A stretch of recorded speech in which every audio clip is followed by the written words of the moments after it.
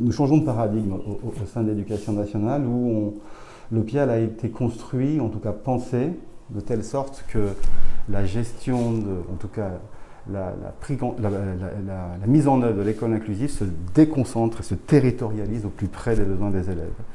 Et c'est la raison pour laquelle, au sein de CEPIAL, il y a des pilotes, des chefs d'établissement pour la plupart et des IEN plus minoritairement.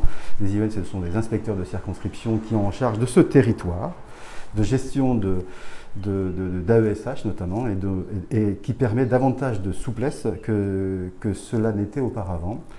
Et ça permet d'être au plus près des besoins des élèves en situation de handicap.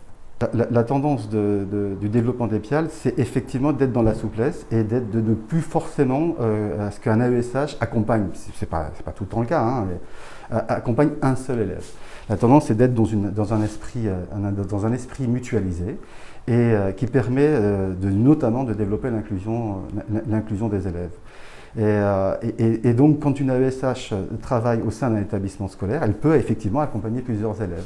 Il peut y avoir ici et là des difficultés, mais il n'est en aucun cas une question de généraliser cet aspect.